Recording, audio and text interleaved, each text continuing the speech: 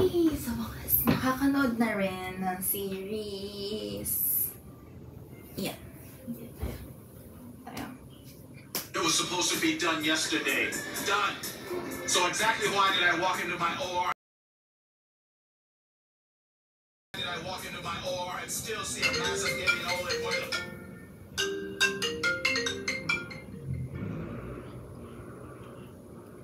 Hello, sis? Oh. Ano nangyari?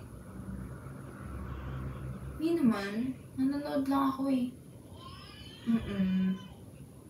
Grey's Anatomy. Grabe te. Oo.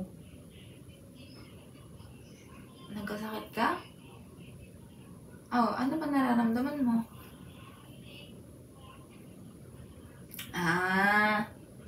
So Makati yung lalamunan mo. Nalagnat ka na ba, te? Alam mo, napanood ko yung di ba? Nung nakaraan na tayo, napanood ko yung series dun sa Grey's Anatomy na parang binigyan na nila ng penicillin yung tao kasi nga mas Makati yung truth. Tapos gumaling din naman siya after. Oo, ang bilis nga lang eh. Parang isang araw lang ata yun, tapos gumaling na siya.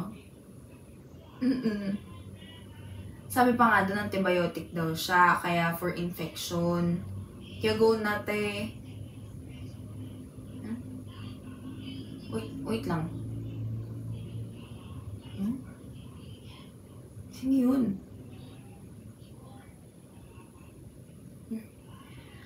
Anyway, sige. Sige, te, mauna ka na.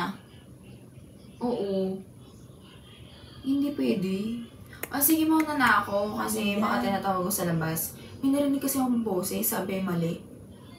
Sige. Go. Bye-bye. Ayun. Narinig niyo ba yung nangyari kanina? Dahil lang sa panonood ng series sa Netflix, nagpayo na nang wala man lang background check. Tama ba yon? Sa palagay ko hindi. Pero bago natin umpisahan ang pagtuklas sa penicillin, nais ko magpakilala.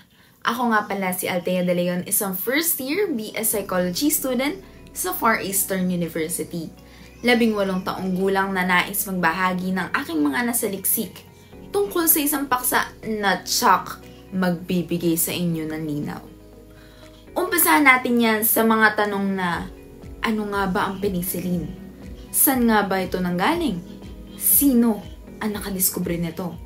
Saan nga ba ito ginagamit talaga? May iba't ibang paraan ba ng paggamit nito? O may restriction nga ba? Ano-ano ang advantages at disadvantages o side effects ng paggamit nito? At ang panghuli, ano nga ba ang mga myth na alam ng tao patungkol sa penicillin? Di ba marami sa atin na parang ang nagpapayo lang tayo na gumamit ka ng ganito para gumaling ka? Not knowing kung ano yung magiging harmful effect niya sa katawan natin. Kaya halina't, samahan niyo akong tunghayan kung ano nga ba ang nakapaloob sa penicillin. Ayon sa National Library of Medicine sa taong 2022, ang penicillin ay isang gamot na ginagamit para pangalagaan at gamutin ang iba't ibang uri ng impeksyon. Ito ay kasama sa beta-lactam antibiotic na klase ng mga gamot. Ang penicillin ay isa sa mga pangkaraniwang ginagamit na antibiotic sa buong mundo. May malawak itong saklaw ng mga klinikal na indikasyon. Ang penicillin ay epektibo laban sa maraming iba't ibang impeksyon, ngunit hindi lahat ay dapat gamot ito.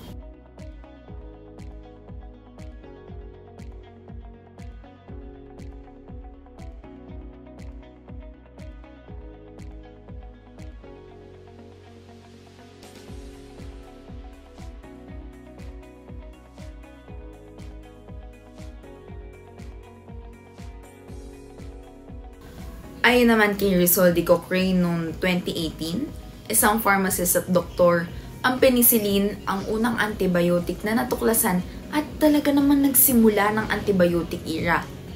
Noong 1928, isang aksidente ang nangyari sa laboratorio ni Alexander Fleming sa London, ang nagbago sa takbo ng medisina.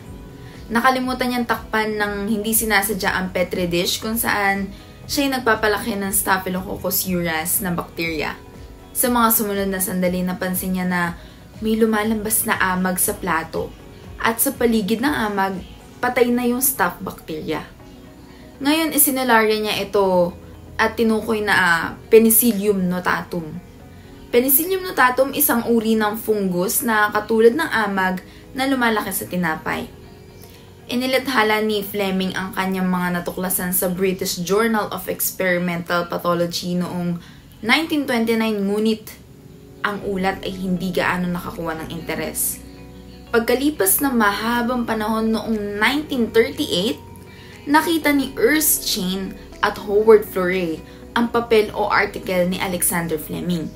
Since nag-aaral sila patungkol sa penicillin, nag-umpisa silang tatlo na magtrabaho sa laboratory ni Florey at ituloy ang eksperimento na kanilang ginagawa.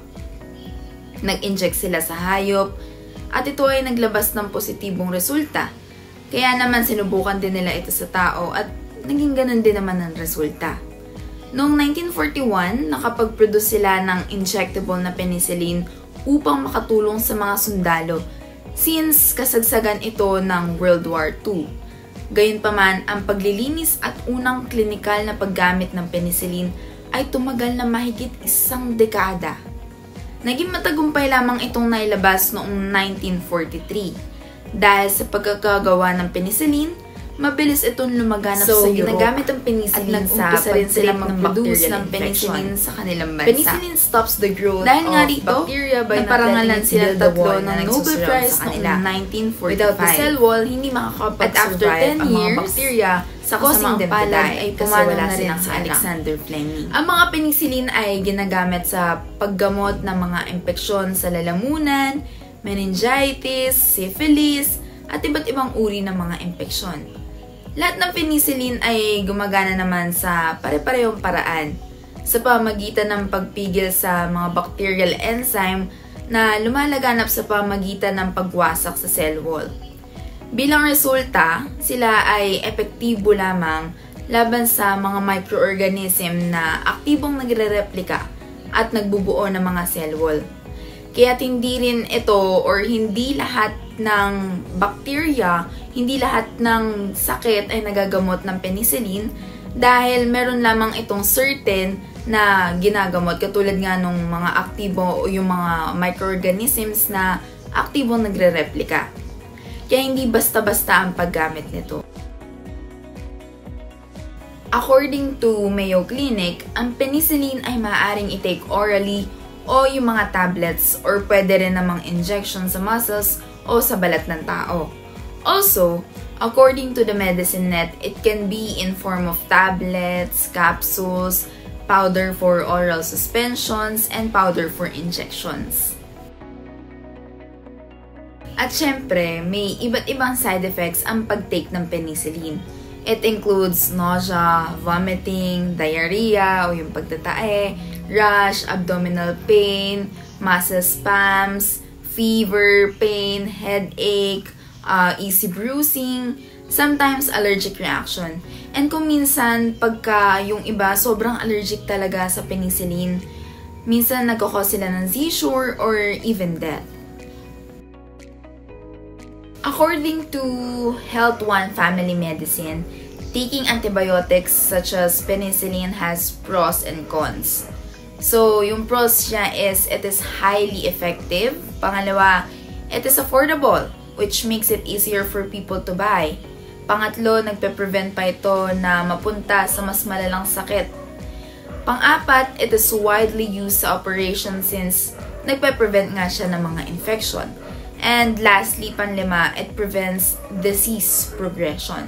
So, yung cons naman niya is una, nagiging resistant ka na sa antibiotic, meaning mas magpo-prosper yung bacteria kasi sanay na yung katawan mo. Pangalawa, it causes allergic reaction like nausea, fever, minsan naman rashes. Pangatlo, it can also cause diarrhea. Pang-apat, if you're taking birth control, maaring hindi tumalab yung birth control. And lastly, if you are a heavy alcohol drinker, pwedeng hindi ito tumalab and mag-cause pa ng risk. Bakit?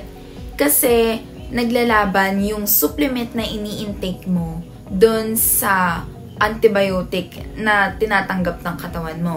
Ngayon, yung katawan mo nilalabanan yung antibiotics, so hindi sila tumatalab.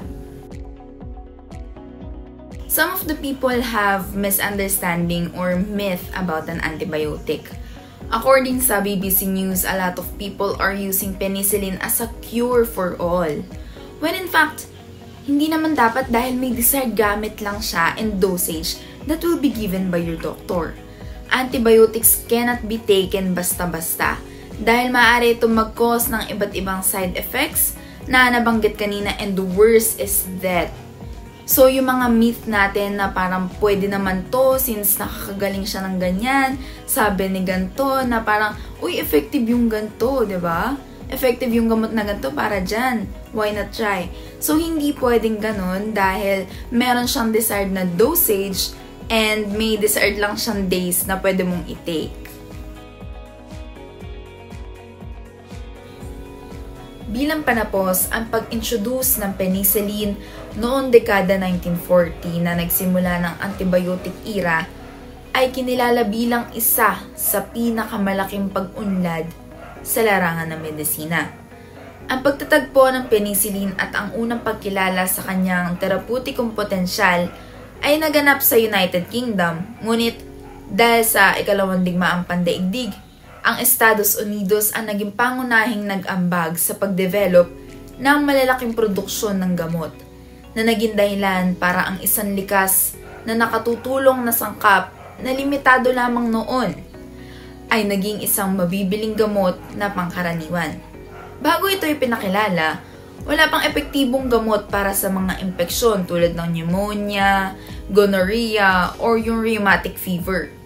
Ang mga ospital ay puno ng mga taong may sepsis na nakuha mula sa sugat o gasgas at wala o onti lamang ang magagawa ng mga doktor para sa kanila, kundi ang maghintay at umasa.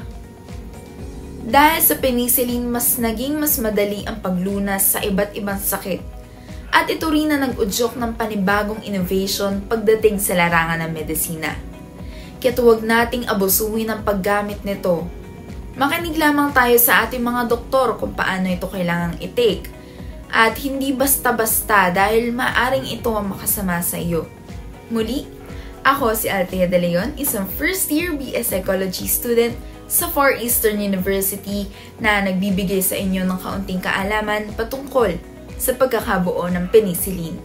Sana ay nagkaroon kayo ng mga takeaways at sana natutunan nyo rin kung paano pahalagahan at hindi lamang basta-basta gamitin ang gamot na ito. Tayo magkita-kita sa susunod na video. Paalam!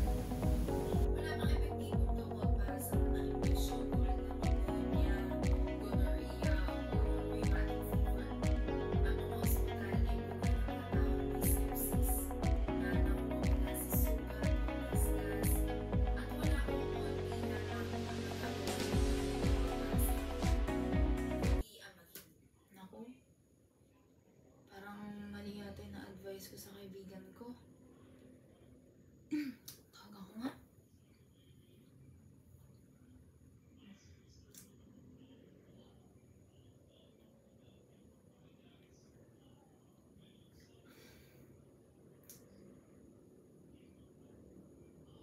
Hello? Sis, nakainom ka na ba ng sinabi ko sa'yo kanina?